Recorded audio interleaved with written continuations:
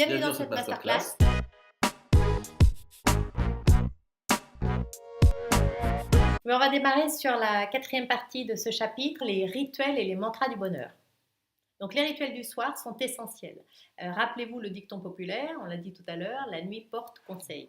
Alors, avant de vous endormir le soir, vous prenez quelques minutes pour vous calmer. Donc, si vous pouvez éviter les écrans, les films violents, etc., avant de vous endormir, parce que là, pour le coup, le cerveau enregistre tout ça et vous le ressort pendant que vous dormez. Et vous prenez donc trois grandes respirations plutôt abdominales. On est plutôt habitué à respirer par la cage thoracique, mais là, c'est plutôt la respiration abdominale. On respirait comme ça quand on était petit, quand on était bébé. Et à force d'avoir souvent les bras levés par les parents en marchant, on a plutôt remonté un peu cette respiration, et donc la respiration abdominale est vraiment celle qui vous fait normalement du bien.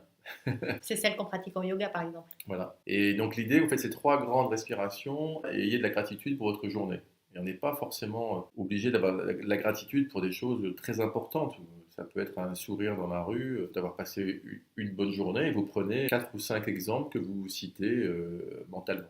Voilà, donc ça peut être d'avoir apprécié un coucher de soleil, une bonne note à l'école de vos enfants, un moment partagé avec votre conjoint, une amie, un pote, un succès à votre travail.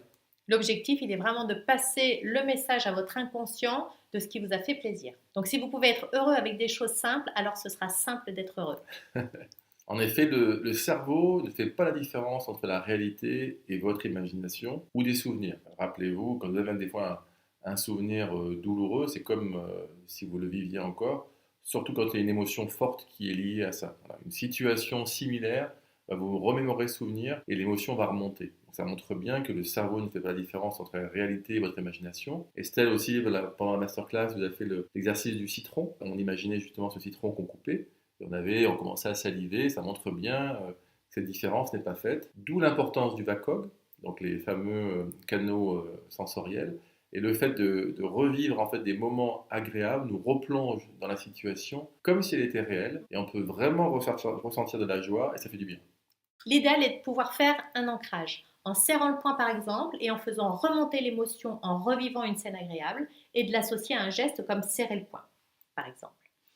Par la suite, à force de répétition, lorsqu'on resserre le Ouais. poing, cela nous remet dans l'émotion positive automatiquement. C'est de cette manière, une fois l'ancrage réalisé, que vous devez, avant de vous coucher, relire votre énoncé de mission, en le vivant grâce au BACOG, avec une croyance absolue et comme un souvenir du futur. On est bien effectivement sur une démarche de d'abord se calmer, se poser et ensuite suivre le process qu'Estelle a expliqué, parce que sinon vous allez être que dans le mental. Et donc le mental, il n'est pas justement en connexion avec cette partie invisible de l'univers, de l'inconscient, du subconscient, peu importe le terme que vous utilisez ou que vous imaginez, on ne sera pas justement en contact avec cette partie-là.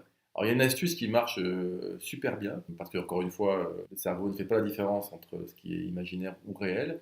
Si vous avez une journée difficile, le principe, c'est de revivre cette journée à l'envers. Donc, on imagine, vous avez eu, je sais pas, un souci avec votre collègue au travail, avec votre enfant, avec votre partenaire, bref, quelque chose qui s'est passé, il y a eu une dispute. Bon. Et donc, du coup, quand vous êtes calme et posé, parce que c'est le même principe que tout à l'heure, ce qu'on vient d'expliquer sur justement se calmer, etc., l'ancrage et autres, eh bien, vous revivez cette journée à l'envers, vous revivez cette dispute, moment difficile, vous le revivez, et vous repassez ensuite dans l'autre sens, c'est-à-dire que vous redémarrez votre journée, et là, l'événement en question n'existe plus, ou alors il s'est soldé de manière super positive, c'est-à-dire que vous n'êtes finalement pas disputé, ou alors vous êtes réconcilié tout de suite, et vous finissez cette journée en arrivant justement au moment actuel. Et vous verrez, vous passerez une meilleure nuit aussi.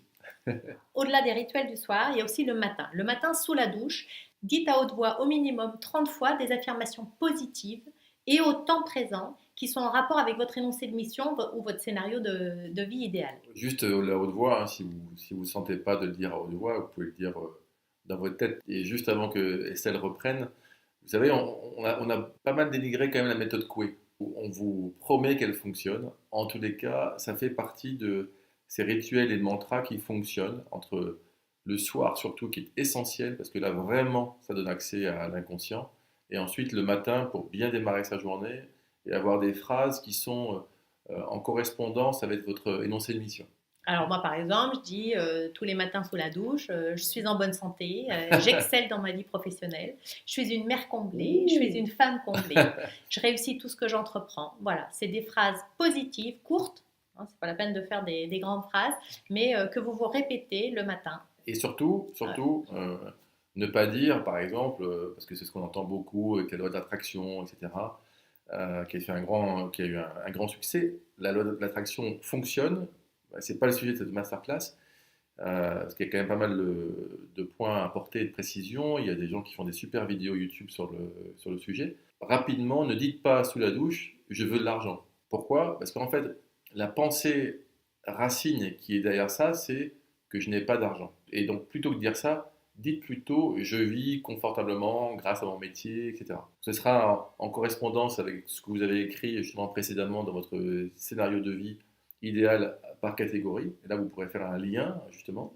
Et le matin, juste après, posez une intention prioritaire pour la journée. Donc, selon la journée que vous êtes censé passer, vous posez une intention prioritaire pour vous focaliser là-dessus et faire en sorte que ça se passe bien.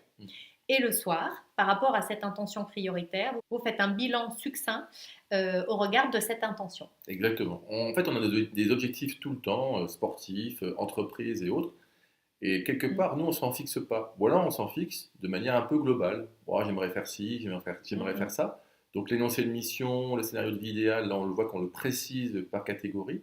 Et ensuite, effectivement, il faut le mettre en pratique.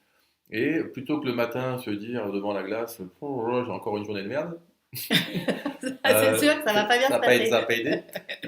On est ce qu'on croit, malheureusement. On est ce qu'on pense. Et donc, l'idée, c'est plutôt de fixer effectivement ce que Estelle a dit, une intention prioritaire. Et ce qui est bien avec l'histoire du bilan, c'est de dire, tiens, j'avais une intention prioritaire qui était, par exemple, de mener une bonne réunion au travail, par exemple, ou de bien faire cette prestation-là, ou cette mission-là. Et le soir, en 3 secondes, vous vous dites, tiens, en fait, cette mission-là, est-ce que je l'ai bien réalisée comme je pensais? Et en fait, votre cerveau va s'habituer à ce que il vous rende des comptes. Et donc, quand vous allez vous endormir, eh bien, votre inconscient va bosser pour que justement vous puissiez le lendemain matin, selon ce que vous avez réalisé par rapport à votre intention, eh bien, corriger, améliorer. C'est essentiel de réaliser ce petit bilan succinct. Encore une fois, ça prend que quelques secondes. Et quand on a passé une journée où il ne s'est rien passé d'extraordinaire, et ben, on se met sous la couette et on dit j'ai passé une bonne journée. Mais Ça. voilà, au moins on se met dans des bonnes dispositions pour s'endormir. Oui. Et notre inconscient travaillera d'autant mieux. Exactement. On fera sûrement une autre masterclass avec uniquement le fait de se focaliser sur la puissance de la nuit parce que vous avez vraiment. Il y a beaucoup, beaucoup de choses à dire. On n'est pas rentré dans le détail parce que sinon, la masterclass, pour le coup, elle durerait beaucoup plus longtemps que ça. Et nous, notre priorité, c'est que vous écriviez justement votre scénario de vie idéal. Et ça va se faire tout seul le soir, justement. Ça va se faire tout seul. Il y a un travail énorme qui se réalise la nuit. On fera une autre masterclass sur le sujet. Il y a un autre mantra que vous pouvez réaliser. On en parle beaucoup en ce moment, ou en tout cas peut-être que vous l'avez entendu, c'est le mantra Ho'oponopono, qui a été popularisé grâce à un médecin dans un hôpital psychiatrique à Hawaï, qui le pratiquait avec pour intention de calmer, apaiser, soulager ses patients. Et les résultats furent stupéfiants, alors que justement, il ne les voyait même pas. Il était dans son bureau, il pratiquait ce mantra avec les dossiers des patients, et l'ensemble des patients se sont calmés jusqu'à ce que certaines cellules, pour ceux qui étaient les plus agités, soient ouvertes. Bon, même si c'est qu'une belle histoire, ça fonctionne. J'ai acheté le bouquin. Et Ho'oponopono fonctionne. À partir du moment, c'est pareil, comme tout à l'heure, quand on disait qu'il faut se calmer un petit peu avant de réaliser l'ancrage. Et là, avant de réaliser le mantra d'Ho'oponopono, il faut réaliser un cycle respiratoire. Et en fait, c'est 9 cycles respiratoires avec des apnées toutes les 7 secondes. Donc, je démarre par, je pose une intention. Alors, par exemple, je suis en paix avec moi-même. J'inspire pendant 7 secondes.